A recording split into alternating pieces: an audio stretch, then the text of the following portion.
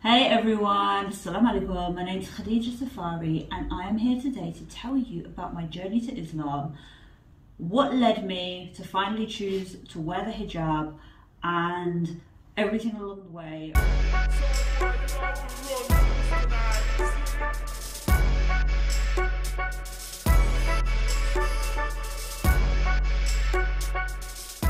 So I chose to move to London when I was 19 to expand my knowledge. I felt pretty brain dead in terms of life skills and I felt like I just needed to meet more people, more variety. So I decided to study at university. That's where I came across my first Muslim, probably in my life, but we were from two different worlds. She actually got married in the first year that I was at university and I was like, whoa, like she's getting married super young. Like me and her are totally opposite. In fact, I was probably anti-marriage at that point. You know, I thought that it was a contract and I wanted to be independent and I had goals in life. But during my 3 years at university, I made friends with some really good people that I really liked, I really respected them. And it turned out at the end of my degree that there was 3 people specifically. I found out only after my degree that they were actually Muslim. All right, now that might sound odd to you, but unless somebody is wearing a hijab, there's no way really for you to know whether someone is Muslim or not. Okay, we used to go out together, and yes, you know, they didn't drink, but actually, I say they didn't drink. Some of them did drink, but you might be thinking, oh, that's crazy, like Muslims shouldn't be drinking, that's so wrong. If I hadn't have made friends with those Muslims, there's no way whatsoever that I would have ever kind of embraced that relationship with a Muslim, because I would have thought we were from two different worlds. So when I finished university, I called up one of my favourite friends and I was like, hey, do you want to meet up? Let's go for coffee. And she said, I can't go, I'm fasting, it's Ramadan. I was like, what? You're Muslim? Like, I didn't know for 3 years. She's like, how did you not know that? Anyway, I had another friend who called me up and was like, hey, I'm in Saudi at the moment. I'm like, Saudi? I'm like, what, Saudi Arabia? She was like, yeah, I'm in Saudi Arabia. I was like, what are you doing there? She's like, well, I've come to expand my knowledge. Like, I need to study my religion more and understand the Qur'an. Like, this is where I'm from. I'm like, you're from Saudi? Like, no way. She's like, how did you not know by my name?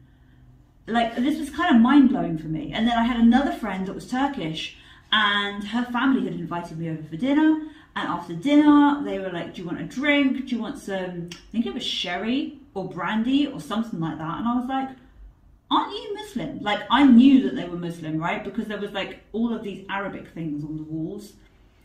And they were like, no, we drink for medicinal purposes. And I was like, right, okay. So listen, the type of Muslims that I met on my journey would not be what you would normally consider to be a practical Muslim. Now, what happened after that, actually during that whole period, I started training in Muay Thai, right? So how I met my husband will be another video, okay? Watch out for that, but you're going to get glimpses of it now. Because after all of that period, I've been working. The company I worked for, I was a marketing manager in a chain of beauty salons, and the manager, or the owner, sorry, said to me, the first sale of each day, you need to say, Bismillahir Rahmanir Rahim. And they made me write it on a piece of paper in English and stick it on the computer because I must say it when I take the first sale of every day. I was like, right, okay, I have no idea what it means, but that's all good. Now, it turned out that actually probably 80% of the people that worked there were Muslim. They were from Iran. However, once again, it's one of those things where you wouldn't really know. Like, I remember it being Ramadan and them saying to me, oh, I can't actually fast because it makes me dizzy. And I was like, oh, okay, cool. Like, you know, I just went along with it. I used to hear inshallah, mashallah all the time. I didn't know what they meant, but I kind of got the feeling of, I understand the gist of it. And I used to just kind of drop it into our conversations just to show that I was like accepting of them. I thought that I would just add it into anything. So like, yeah, okay, have a nice holiday, inshallah, mashallah, like I'd just say both of them. Like, I had no idea exactly what their meanings were. Now, what happened after that was a bit mind-blowing as well. So my trainer in Muay Thai is now my husband, alhamdulillah. However, once again, I didn't know he was Muslim. And the only way I found that out is because I was helping him design a website. Now, for a period of my life, I set up my own website design company. And my now husband needed a website designing. So I was meeting up with him and, you know, preparing everything for his website. And then there was one day where I'd come to the premises of where he was. It was at a gym, it was a dojo, a training area. And I called him because I was doing photos and wanted to get him in the right position. He didn't answer. And I called him again, he didn't answer. I was like, I better check he's okay. So I couldn't find him. So I snuck up into the fire exit and he was on his knees with his hands on the floor, head to the floor. What is he doing? And he was praying. I was like, wait, what? What's he doing? Wait, he's Muslim? Another one of many Muslims in my life that I hadn't realised was Muslim. Now, at that point, I was like, whoa, hang on a second. I actually really respect this guy. I had a lot of respect for him already. And the fact that he was Muslim, as well as all these other people which were really important in my life, sent me on a bit of a journey to research Islam. And I actually went from having zero belief, like I was atheist. I did not believe in a God whatsoever. Because I thought that God was like some guy that sits in a chair in the sky with a beard and a stick. Come on, gravity, surely he'd fall out. Now at this point I realised that the friends which I had chosen to keep in my life, who I respected, who I liked, who I wanted to genuinely spend time with, were Muslim, right? They were all Muslim. So I was like, right, I feel a bit naive and have a lack of knowledge of Muslims. And between me and you, I thought that Muslims were like terrorists that blew up places for jihad, like this holy war. And I thought that the women were oppressed and that the men could just marry as many women as they wanted. And I decided to go on a journey to really understand the religion. Now, at this particular point, I didn't just study Islam. I studied partly about Judaism, not too much, some about Hinduism, also about Christianity, and also about Buddhism, and at the same time Islam. Now, I touched the surface with all of them because really to study a religion properly would take you years. But I'd also had a lot of experience in life which had caused conflicts and problems in relationships for me, whether it be something to do with drugs, alcohol, gambling. There were many things which the more I read about Islam, the more I realised it would have been a solution to all of those problems, and those problems would never have happened in the first place. So I decided to get a Qur'an and try and read it. First page, Al-Fatiha, made no sense to me whatsoever.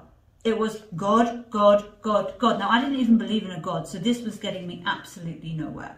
So the things that I really wanted to understand were jihad, marrying up to 4 women, and wearing the hijab.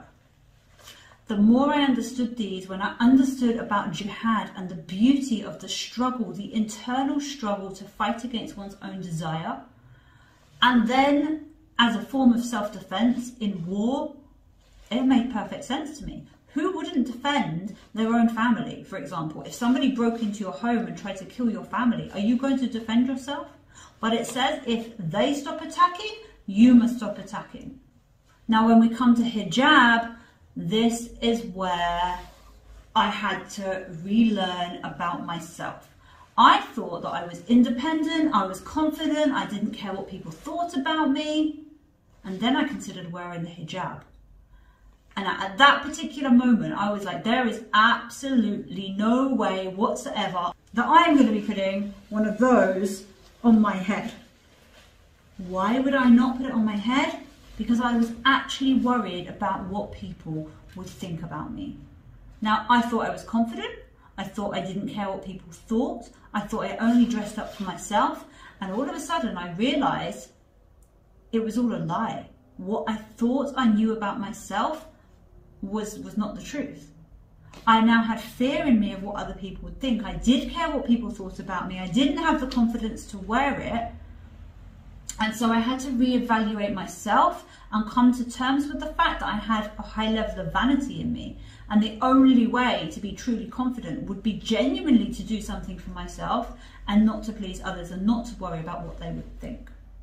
So I put on my first hijab, I walked down the street, and it was the first time that I had been treated differently by men, especially, right? Because you're used to like the wolf whistles and the chat up lines and people letting you go first and all of that stuff because you look good. For the first time, men were talking to me with respect without any sort of sexual connotations. Like, it was just, "Hi ma'am, how can I help you?" I was like, whoa, we can't control who looks at us. You can't go up to every man on the street and tell him, "Don't look at me, you shouldn't be looking at me, keep your eyes to yourself." You can't do that, right? But you can control what they're looking at and choose whether to give them something to make their desire rage and become that sexual object for them, or whether you choose not to be that, and whether you choose to keep that for yourself and those who deserve to see it. Now, I had always believed in a force, that there was some sort of force that was bigger than us. You know, I believed what goes around comes around, everything happens for a reason. But then I had to question, if I genuinely believe that everything happens for a reason, and I genuinely believe what goes around comes around, what makes that happen? Because if it's a coincidence, then I don't believe in it. So then I thought, well, it's this force. Now, this is where it got interesting for me, because I read an explanation about the word Allah. Now, I originally thought that Allah was like a different God, but it said that Allah is the Arabic word for God, and that actually all of these religions follow the same one God, and that God is not a he or a she, but it would be rude to call God it. And in the English language, we have he or she. Now, other languages are different, okay? But we have he or she. It would be rude to say it. So using he is just out of politeness. And I was like, wait, maybe God is the force that I believed in. Now let me try and reread the Quran and replace the word Allah with force. And as I read it that way, it all pieced together and all started to make sense for me. Now, knowing that Allah was the force that I had believed in previously, the Quran became to me like a instruction manual, right? You buy a brand new TV, you put it up, you got the remote control, you know most of the controls on it. You can switch it on, change the channel, adjust the brightness, adjust the volume. But do you actually know what every single button on that remote control does, or how it really works? How to get the ultimate best out of that TV? No, you don't. And you're not going to be able to guess that. You can fiddle around with it for a bit, but you're never going to know everything that it does. It's the same with a mobile phone.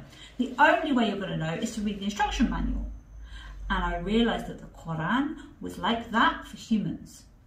It's basically an instruction manual, how to get the optimal use out of our mind and body, to really understand and use it at its highest state. And to be a true believer, you need to have intelligence. So for anyone that wants to get the optimal out of their life, out of their mind and their body, if you don't believe in a God at the moment, put a force or an energy or Mother Nature, or however it is you describe it, what the universe does for you, what the universe is providing for you. Put that into your mind, read the Quran and replace the word Allah with that force. You will soon start to understand it from a whole different perspective. Thank you so much for watching. If you've got any questions, drop them in the box and I will get back to you as soon as I can. Nice to see you all. Assalamu alaikum.